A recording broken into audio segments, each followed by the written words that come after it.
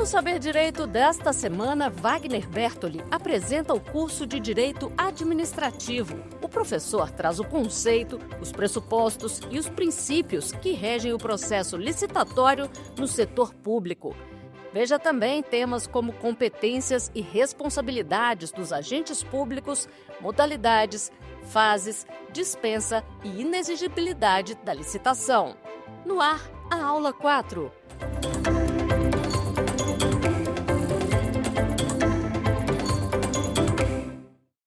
Olá, pessoal. Estamos aqui na quarta aula no Saber Direito da TV Justiça.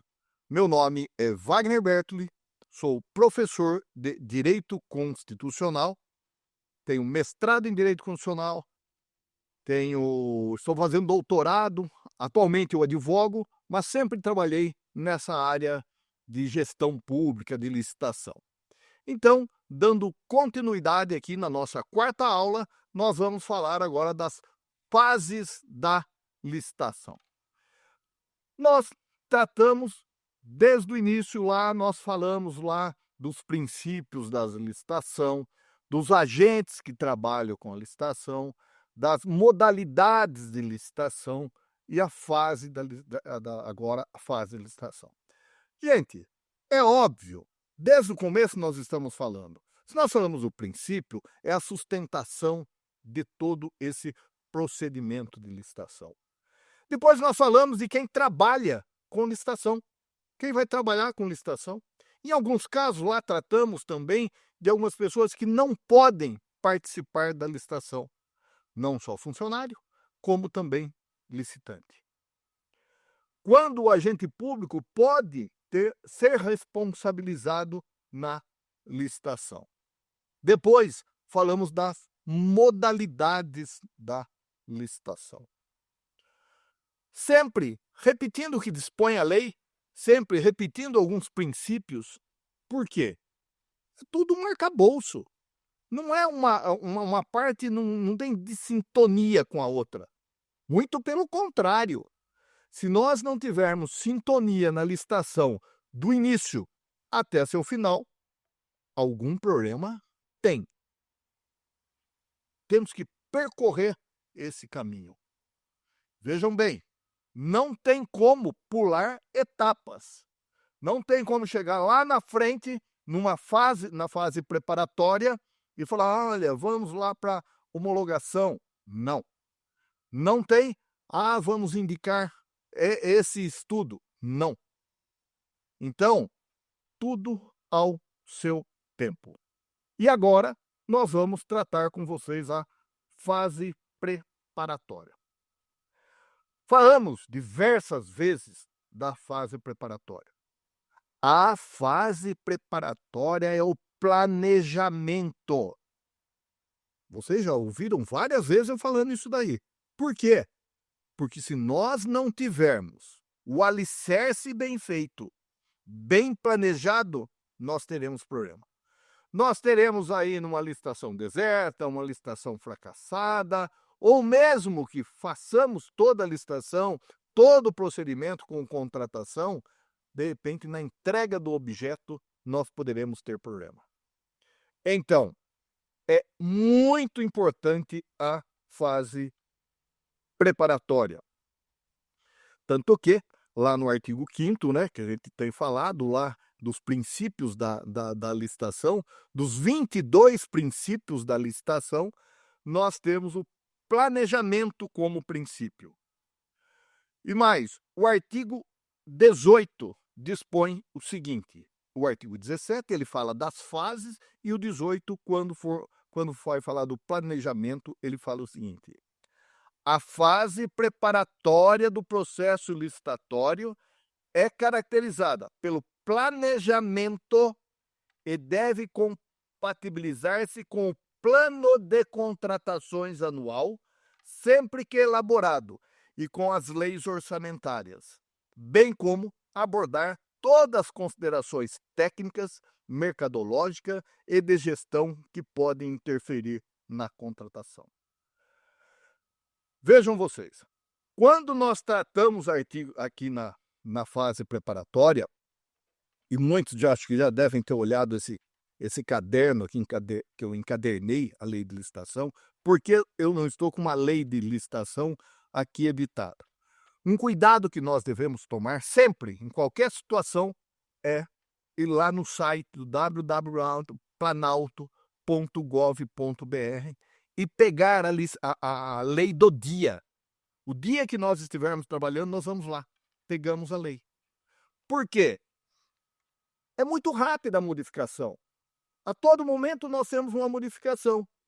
Muitas vezes nós imprimimos a lei lá quando ela saiu, lá quando ela foi publicada, sancionada, publicada em 1º de abril de 21, e nós temos ali, mandamos encadernar bonitinho também e deixamos do lado da nossa mesa. Sempre quando nós vamos precisar, nós pegamos essa lei aqui. Gente, pode ter artigo lá que já foi revogado, que não se aplica mais e você pode ter problema. Então, tomem cuidado. Todas as vezes que vocês forem mexer com a licitação, não custa nada. Entra no site do Planalto lá e vai lá dar uma olhada. Lei 14.133, eu vou tratar agora do artigo X. No caso nosso aqui, nós temos o artigo 18, que vai da fase preparatória. Por exemplo, na lei, no artigo 17, nós temos aqui as fases que nós vamos tratar agora: preparatória, divulgação do edital da licitação, apresentação de propostas e lance, julgamento, habilitação, recursal e da homologação. Na sequência, o artigo 18, ele vai falar do planejamento, da fase preparatória. Vejam,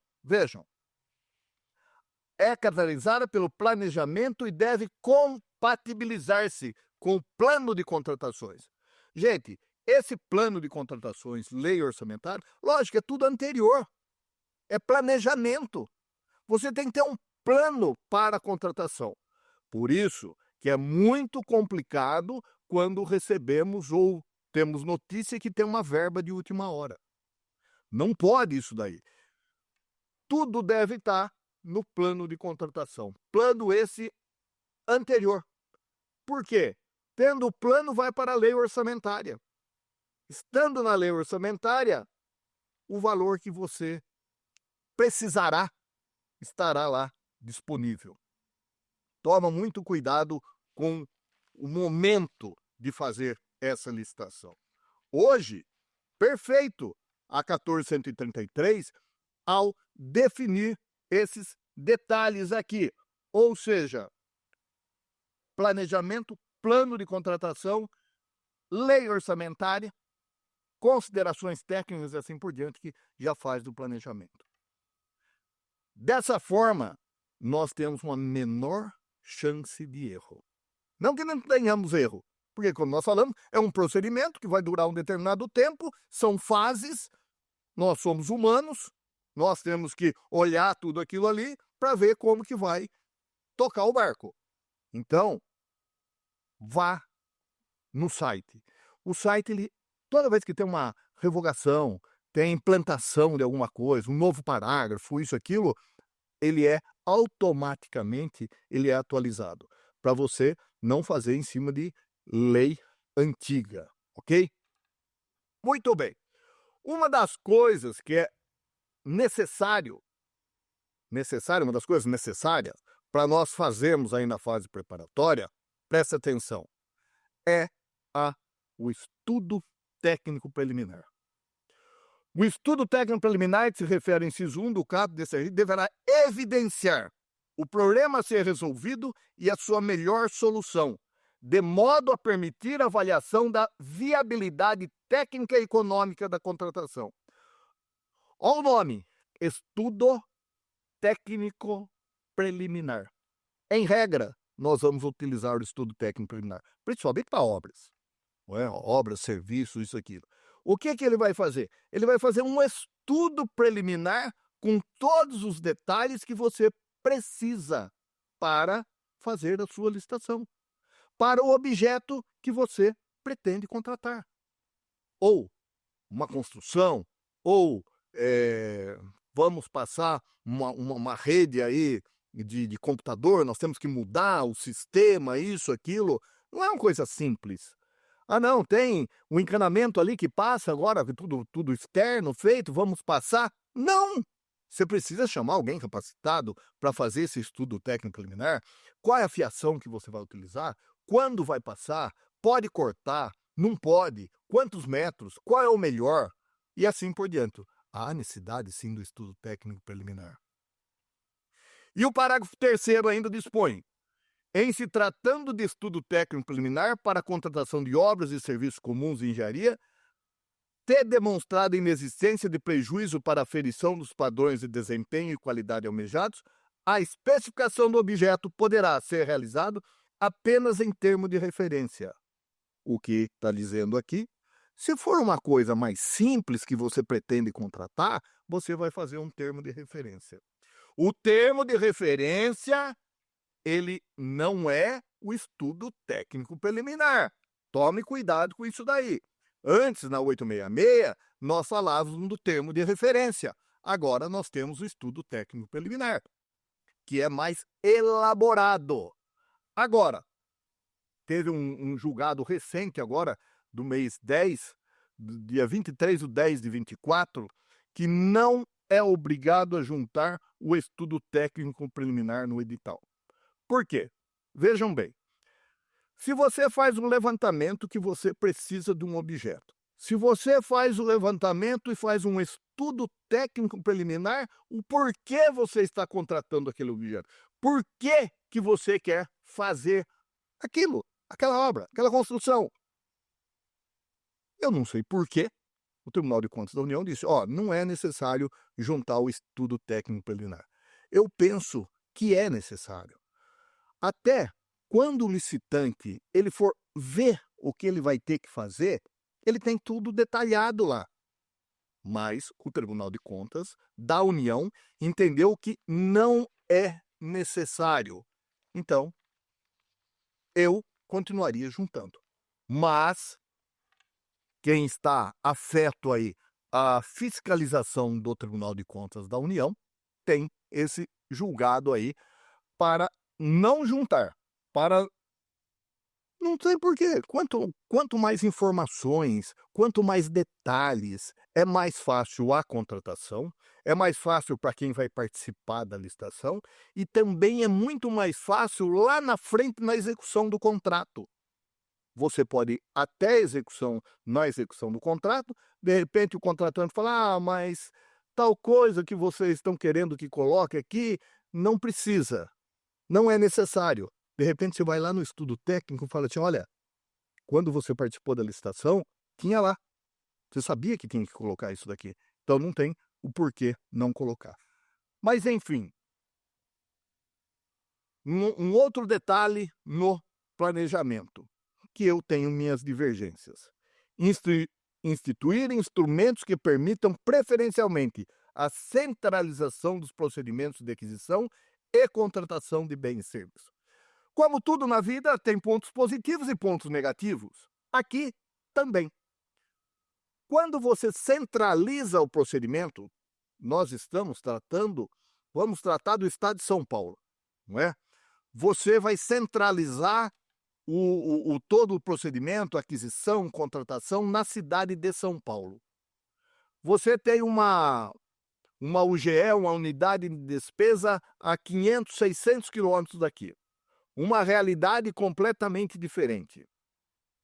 Eu entendo que quanto mais você tiver unidades de despesa e que elas possam fazer a contratação, é melhor.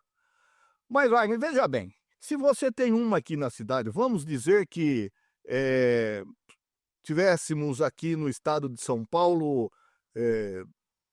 150 sub-regiões. Você vai ter que fazer 150 licitações para um determinado produto, onde nós poderíamos ter uma centralizada na capital, fazendo para 150, ok? Simplista, compra de papel, compra de pneu, compra de coisas básicas, até pode ser. Porque quando você vai fazer o edital, que você vai contratar você já vai dizer que vai entregar tantas resmas de papel em tal lugar. Já vai dar o endereço, isso, aquilo. Tudo bem. Só que, dando a possibilidade dessas unidades lá da ponta, não uma unidade simples, mas umas várias cidades, uma sub-região, vamos dizer assim, poder comprar, eles podem inovar. Muitas vezes você entende que deve comprar um produto, deve comprar um determinado objeto. Você encaminha para a central para falar, vamos comprar isso daqui para todo mundo? Para que isso? Mas você, que está na ponta, está sentindo a necessidade. Daí você faz a sua compra. Por isso que quando falo centralização de procedimentos de aquisição e contratação de bens e serviços, tem pontos positivos e pontos negativos. Eu concordaria desde que você deixasse a possibilidade da ponta também fazer a compra. Porque senão, muitas vezes, até pelo volume de serviço, o volume de coisas que você tem, não vai conseguir. Então, vamos priorizar a ata de registro. Vamos fazer a ata de registro, que daí sim, daí facilitaria. Mas jamais terá a possibilidade das unidades de despesas da compra, a possibilidade de fazer compras do que eles achem necessário para aquela região. Por exemplo, a administração lá na ponta, a UGE lá na ponta, ela quer comprar um drone. Aqui, na centralizada, fala assim, se eu for comprar um drone, eu vou ter que comprar 280, 250 drones. O custo disso daí é tanto. E coisas nesse sentido. Se nós tivermos aquela UGE que está querendo, de repente você vai comprar 250, tem um UGE que fala, nunca vou usar isso, eu não preciso. As características daquela região, por exemplo, para uma investigação, para uma apreensão, para um trabalho, é necessário um drone. Então, eu penso assim, olha, legal, vamos centralizar, mas deixando a ponta com o poder para fazer compras específicas que eles entenderem necessário. Uma outra coisa, criar catálogo eletrônico de padronização de compras. Ótimo, faz a ata de registro de preço, que é uma coisa que não se utiliza e que a administração deveria exigir que se fizesse. Não é? Que a ata de registro de preço ela vai evitar depósito, ela vai facilitar a disponibilidade do dinheiro da administração e assim por diante. Agora, catalogar os produtos eu acho muito importante, porque facilita a compra. Você quer comprar determinado material, você quer comprar determinado objeto, você vai lá, olha o catálogo. Você não tem um catálogo aí, que se você compra diversos produtos aí, então, da mesma forma, a administração poderia ter esse catálogo esse online, não é? Que daí cada um iria olhar a sua necessidade. Um ponto aqui importante, instituir sistema informatizado de acompanhamento de obras, inclusive com recurso de imagem e vídeo. Já existe. Isso daqui é de suma importância. Eu penso que todas as obras da administração pública deveriam ter em tempo real o acompanhamento. Tempo real que eu digo câmeras instaladas para ver como que está a obra, como estão fazendo a obra. Isso ajudaria em muito a administração pública, porque a transparência seria algo transparente. Quando você faz uma reforma, vamos lá, quando você constrói sua casa ou uma pequena reforma, você não vai lá toda hora dar uma olhada? Você passa lá, dá uma olhada, quero ver isso, como que ficou aquilo, tal. Isso daqui, não dispensando a visita em loco. Não, é um plus. Isso daqui, nós teríamos uma forma a mais para que a administração fiscalizasse. Mas, instituir com auxílio dos órgãos de assessoramento jurídico e de controle interno, modelo de minutas e editais. Perfeito. Isso a AGU tem, a Procuradoria aqui do Estado de São Paulo tem, que são minutas, modelos de editais. Esses modelos de editais facilita em muito. Até nós vamos já falar, a AGU, não é? Lançou agora, acho que esse mês ou mês passado, num sistema onde você pode ir até lá e colocando o tipo de licitação que você quer, a modalidade que você quer comprar, isso, aquilo, ela vai preenchendo um edital para você. Daí você só imprimir. Muitas dessas unidades também elas já têm um edital pré-pronto, só modifica alguma coisa. Isso é muito bom. Isso ajuda em muito. Aponta por quê? É igual. Por que não um órgão que já é capacitado para isso, um órgão que é referência disso, já não monta um pré-edital para preencher suas necessidades? Mas, o parágrafo 2º, quando nós falamos lá do catálogo eletrônico, prestem muita atenção. A não utilização de catálogo eletrônico, de padronização de que trata o inciso acima, e dos modelos de minuta que trata também, esse aí deverá ser justificado. Fantástico! Já está dizendo o seguinte, é obrigado a utilizar todo o sistema informatizado. É obrigado a utilizar essas minutas pré-prontas de edital. Ah, eu não quero. Tudo bem, princípio da motivação. Por que você não quer? Por que você não quer utilizar isso? Por que você não quer utilizar aquilo? Entendeu? Então, a própria lei determina que tenha, determina que utilize. Se você não quiser, não tem problema, justifica. Mais ainda do planejamento, modelagem da informação da construção. O que é essa modelagem da informação de construção? É uma metodologia que permite a criação, gestão e partilha de informações sobre um projeto de construção. É baseado em modelos tridimensionais inteligentes. Integra dados estruturados e multidisciplinares. O que eu sempre digo é o seguinte, quando você vai fazer sua casa, você vai fazer a reforma, isso, aquilo, o engenheiro, o arquiteto, ele faz tudo aquilo bonitinho para você. Tridimensional, olha como vai entrar o carro aqui, como vai sair lá, isso, aquilo. Por que que no órgão público nós não fazemos isso? A lei agora está obrigando para nós fazermos isso. Devemos fazer isso, porque nós temos que tomar cuidado com o dinheiro público. E a licitação, exigindo isso daqui, vai evitar uma série de problemas. Nós poderemos visualizar essa obra que nós estamos pretendendo, essa construção que nós estamos fazendo, para qualquer fim que seja, não é? Nós teremos essa possibilidade.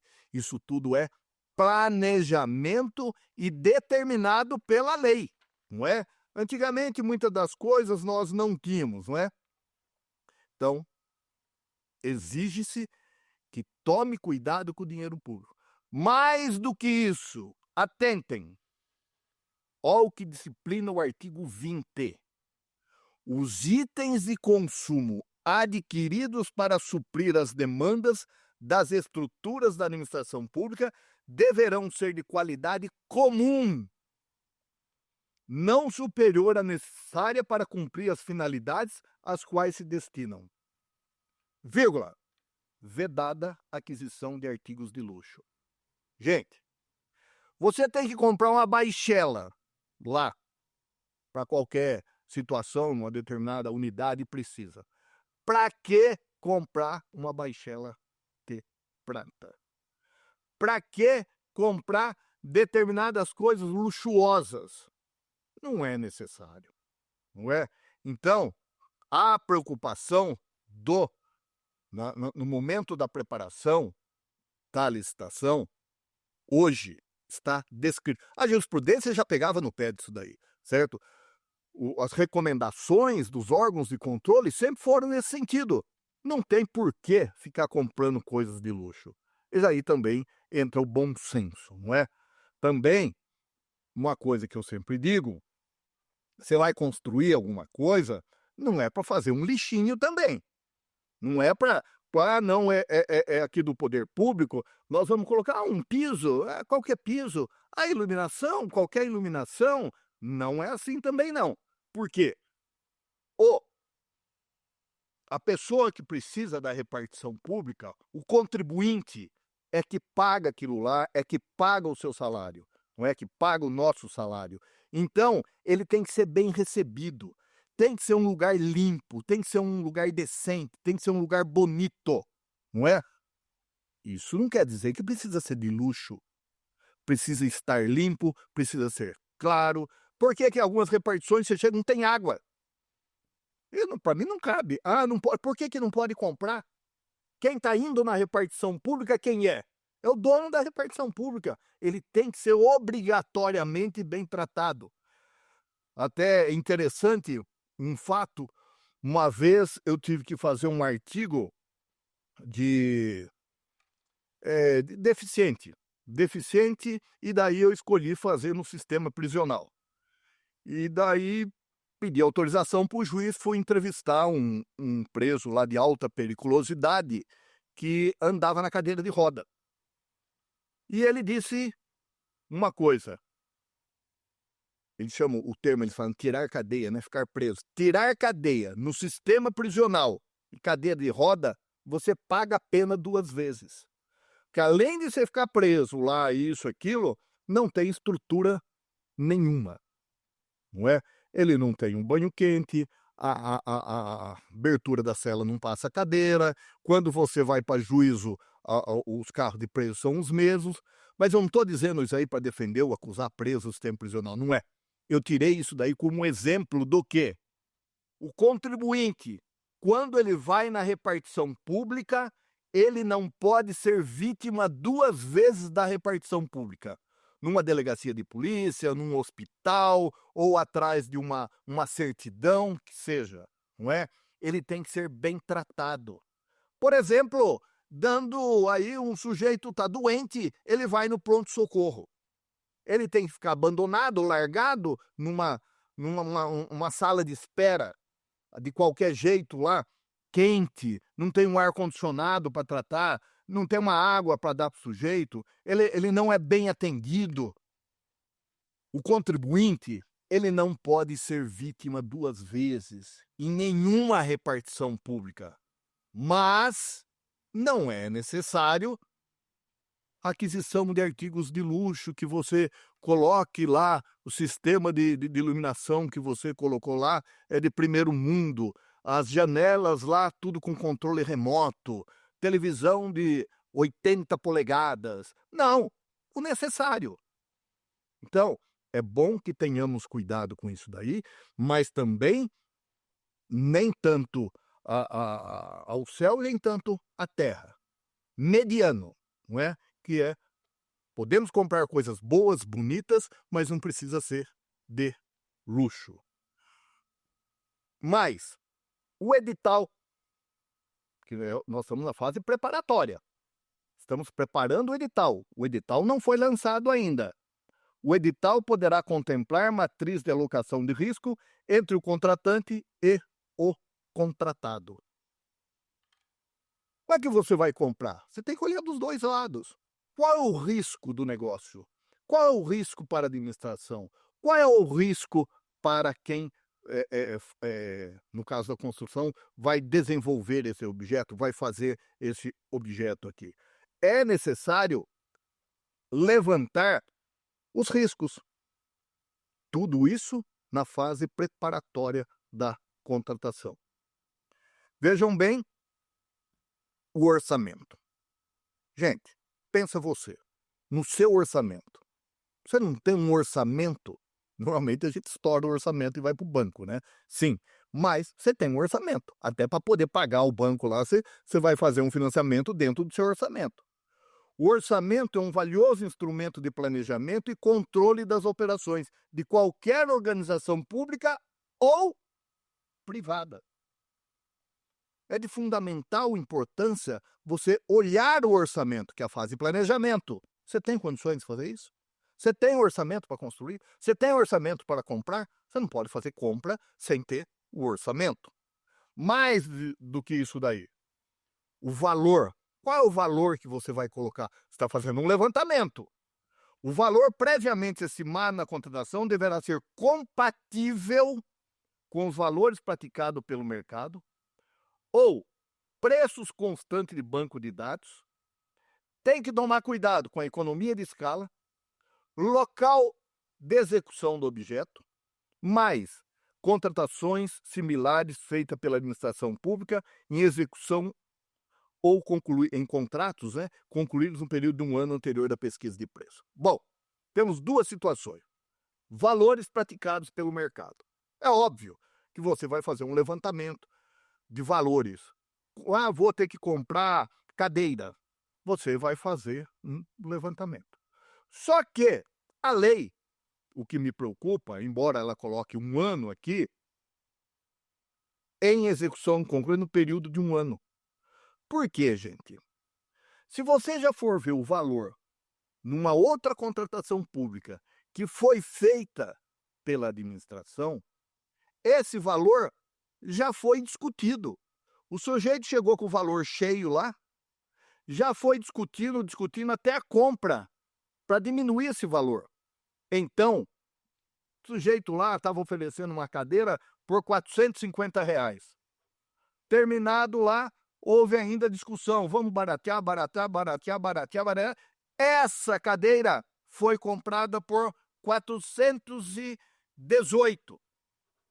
Como nós dizemos, no osso. Não é? Melhor preço, não teve jeito, ele fez isso aí. Se você for pegar essa referência aqui e abrir uma licitação, não vai comparecer licitante. Por quê? Não dá para entregar nesse valor.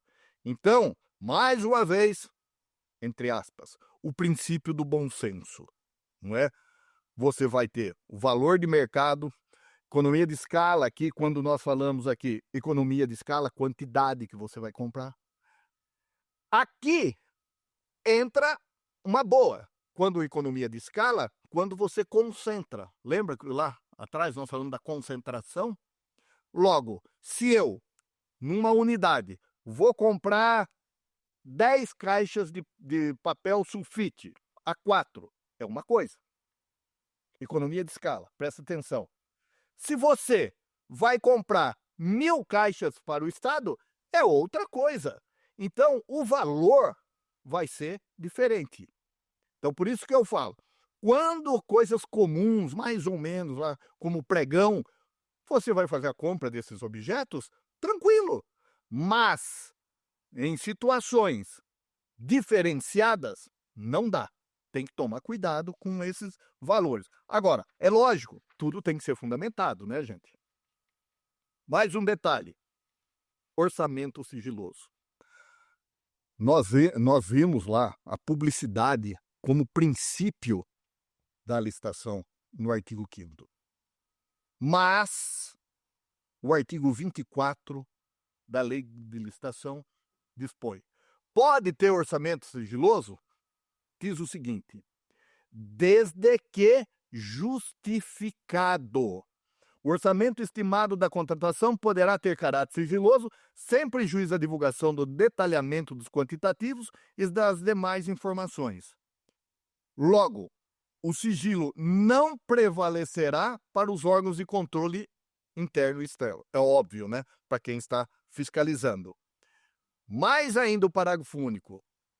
Na hipótese de licitação em que for adotado o critério de julgamento por maior desconto, o preço estimado ou máximo aceitável constará do edital na licitação. Os parâmetros, máximo, o menor e maior. Então, regra, não. Orçamento não pode ser sigiloso. Regra. Mas poderá. Desde que, mais uma vez, motivação. Por que está sigiloso? Você tem que fundamentar. Até porque, com certeza, alguém vai recorrer. Se recorrer, já está fundamentado ali o porquê. E deixa os órgãos de controle, Poder Judiciário, Ministério Público, enfim, julgar aquilo lá se entende possível ou não. Encerrou. Ok?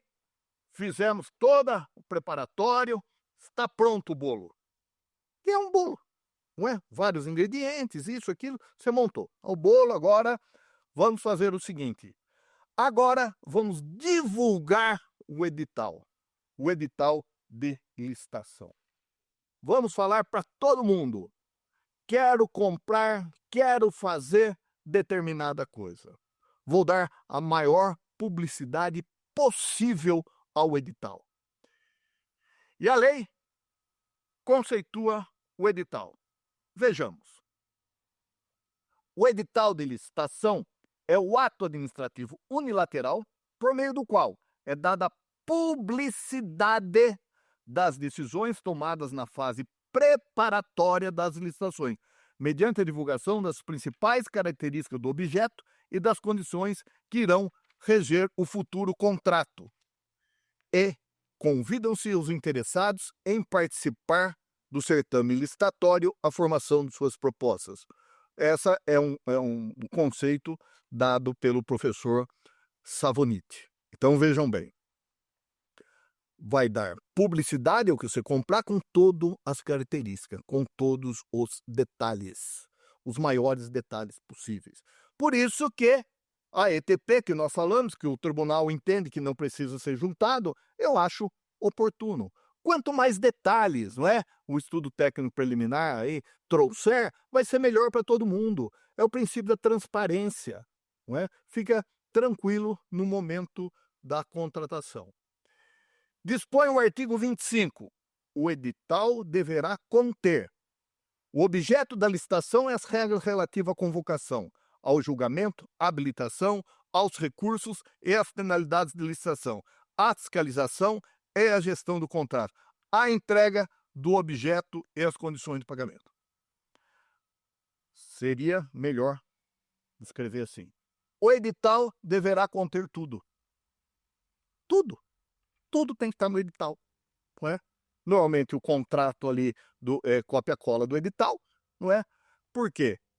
Todos os problemas que nós tivemos na licitação, nós devemos correr lá no edital.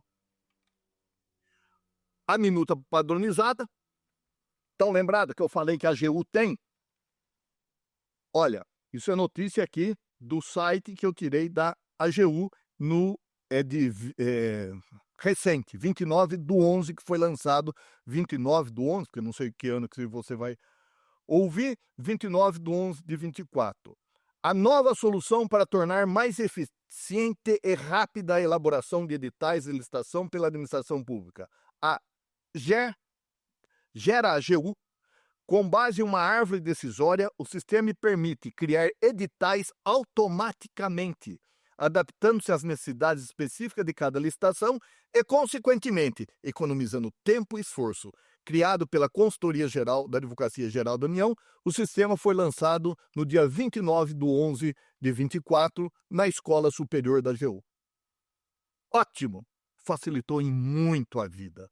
Vocês vejam bem, é o sistema de árvore que vai abrindo as páginas lá e você os campos, e você vai completando conforme a sua necessidade. Eu entrei para fazer um edital, é muito simples e ajuda muito aqui quando fala da licitação, economizando tempo e esforço. Porque muitas vezes você não tem um padrão de edital.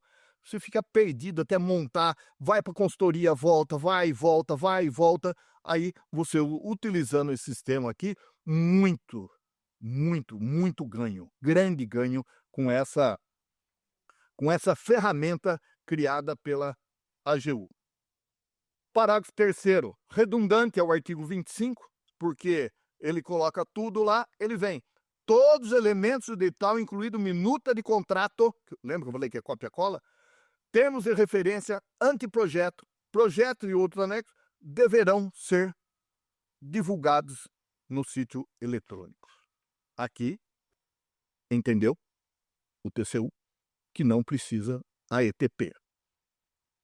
Parágrafo 3º, todos os elementos do edital. Parágrafo 5º, O edital poderá prever a responsabilidade do contratado pela obtenção do licenciamento ambiental, realização de desapropriação autorizada pelo poder público. Aqui é uma outra situação, né, gente, importante. Por quê? Às vezes você vai fazer uma contratação e nessa contratação precisa do licenciamento ambiental, realização da desapropriação e assim tudo. Tudo bem, realização da desapropriação autorizada já pelo poder público. Mas licenciamento ambiental, tem que correr atrás daquela papelada para licenciar isso, aquilo. É certo que o próprio parágrafo 6º dispõe que deve ser dado prioridade, nos termos da lei, à tramitação do licenciamento ambiental quando necessário para a licitação. Mesmo assim, eu entendo que vai ser um fator complicador para a licitação, mas vai tirar a responsabilidade da administração. Por quê? Já está no edital, quando você olhar lá e ver, ó, se você ganhar essa licitação aqui, você vai ter que ir atrás do licenciamento ambiental. Facilitou para a administração. Só que daí também nós poderemos ter aí um sério problema de tempo, né? Ah, não andou isso, e aí essa licitação aí, o valor lá na frente vai ter que ser revisto, é um fator complicador. Se está na mão da administração, ela, o próprio nome está dizendo, ela está administrando a procura para que faça o licenciamento ambiental de forma mais rápido. Mas o edital poderá, na forma disposta em regulamento, exigir percentual mínimo de mão de obra responsável pela execução do objeto do contrato. Mulheres vítimas de violência doméstica, oriundos ou egressos do sistema prisional, constando no edital a exigência que participe, por exemplo, que tem uma empresa que tem pelo menos 25 contratados, 8% aí nós teremos aí pelo decreto 11.430 de 2023 de mulheres vítimas de violência doméstica. Algumas coisas do edital nós temos que tomar cuidado. Não poderemos lá no edital ser mais realista do que o rei. Muito específico. Ou muito específico que corre o risco de tirar licitante. Vejam que nós falamos o princípio da competitividade. Quanto mais pessoas estiver competindo, melhor será. Se você começa a colocar alguns detalhes ali no edital, você pode excluir algum licitante. E aí você pode ter um sério problema, porque o licitante excluído ele vai recorrer, não é? Ele vai buscar o direito dele no Tribunal de Contas, ele vai buscar o direito dele no Poder Judiciário, enfim. Então, nós temos que tomar cuidado nesse momento também. Vejam para vocês, caso concreto, o Tribunal de Contas da União. Na contratação de serviço de manutenção predial, é irregular a exigência para fins de qualificação técnica de registro das empresas licitantes no Corpo de Bombeiro. Montaram um edital e colocaram lá que a empresa licitante precisava estar no Corpo de Bombeiro. Registraram por mão. Para quê? Qual a finalidade? O porquê disso? O Tribunal de Contas falou assim, excesso de cuidado, pode retirar isso daqui. Mas, uma outra decisão do TCU, é irregular a previsão no edital de licitação de que as empresas que optarem pela não realização de visita técnica enviem para o e-mail do pregoeiro declaração de que possui pleno conhecimento do objeto. Um fator complicador disso daí. Por quê? Eu não vou ver o que aconteceu, não vou ver onde é para construir, não vou ver a reforma, não tomo ciência e mando um e-mail lá. Olha, já conheço tudo isso daí. Pode dar problema isso daí, gente. A empresa indo, fazendo a visita técnica, levantando todos os detalhes, quando ela for participar da licitação, pode ter dúvida ainda, porque é óbvio. Imaginem vocês aí, você vai lá ver uma casa para reformar. Você não é engenheiro, não é nada.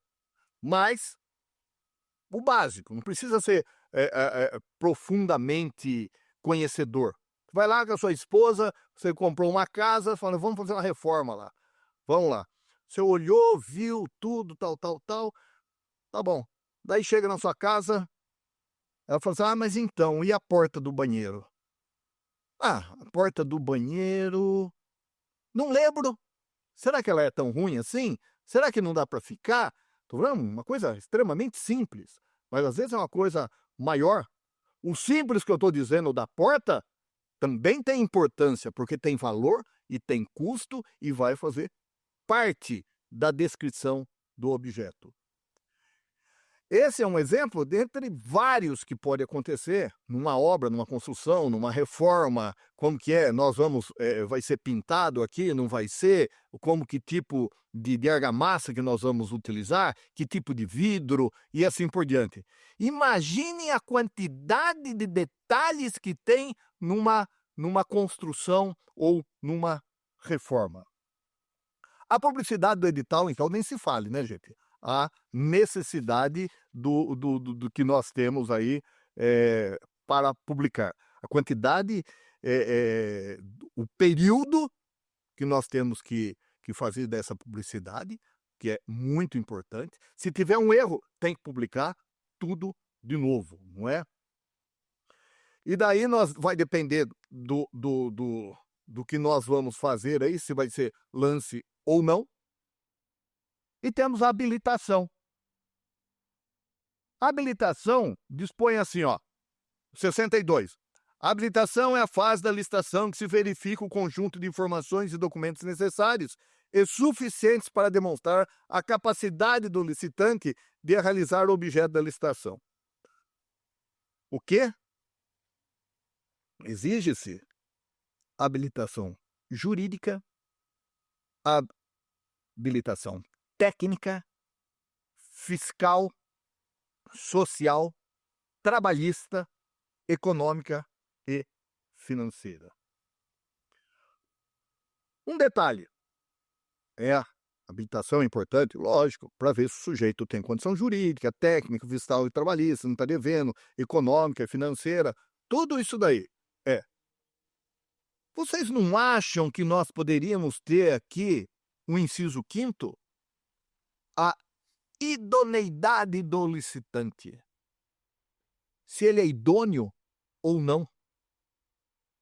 Eu acho que isso falta na habilitação, que poderia sim ser colocado na licitação. Mas veja bem, quando ele vai juntar lá as habilitações jurídica, técnica lá, os atestados, isso pode aparecer. Às vezes não. Então, a demonstração de que quem ganhou a licitação tem condições, é idôneo para fazer aquela obra. É uma sugestão. Tomando cuidado para não acrescentar mais uma coisa, porque lá na primeira aula eu já disse como é descritiva a Lei 14.133, não é? Mas é uma coisa de se pensar, ou uma coisa de englobar dentro dessas necessidades aqui da habilitação. Encerramos a licitação. Encerrada a fase de julgamento e habilitação, exauridos os recursos administrativos, o processo licitatório será encaminhado à autoridade superior, que poderá determinar o retorno dos autos para sanamento da irregularidade, revogar a licitação, proceder à anulação ou adjudicar o objeto. Vejam bem, a responsabilidade estará toda sobre ele.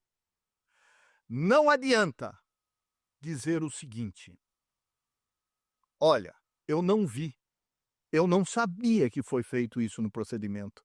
Como que é isso? Eu não vi. Porque o artigo 75 já está dizendo que a autoridade competente ela tem que olhar se todas as fases foram cumpridas, todos os requisitos foram cumpridos. Ok?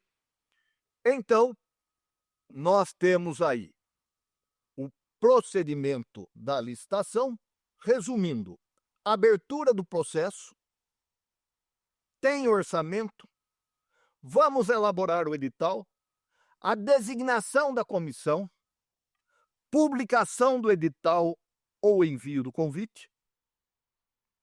Tá certo isso? Não tem convite. Deixei aqui mais uma vez para chamar a atenção. Adjudicação, homologação, julgamento, habilitação, abertura dos envelopes, se for, dependendo da situação. Então, aqui nós encerramos a primeira parte da licitação. Agora, na próxima aula, nós vamos falar das hipóteses de não realização de licitação. Agora, vamos para o quiz.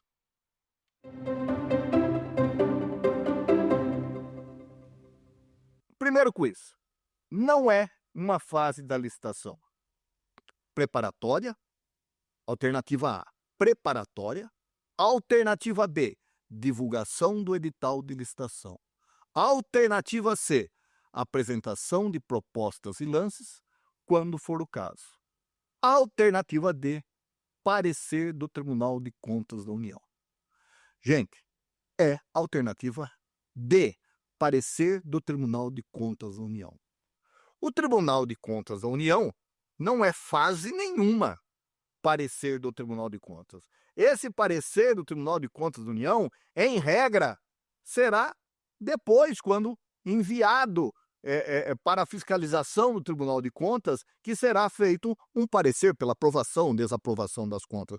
Tem nada a ver esse parecer do Tribunal de Contas. Não podemos confundir com os exames técnicos, os pareceres técnicos.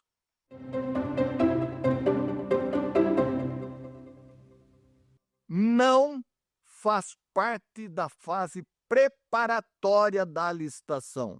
A. A definição das condições de execução e pagamento, das garantias exigidas e ofertadas e das condições de recebimento. B. O orçamento estimado, com as composições dos preços utilizados para sua formação. Alternativa C. A elaboração do edital de licitação. Alternativa D. O julgamento por maior desconto, tendo como referência o preço global fixado no edital de licitação. Não faz parte da fase preparatória o julgamento por maior desconto, tendo como referência o preço global fixado no edital da licitação. Ele não faz parte da fase preparatória, ele faz parte do edital. Deve constar no edital todos esses detalhes, ok?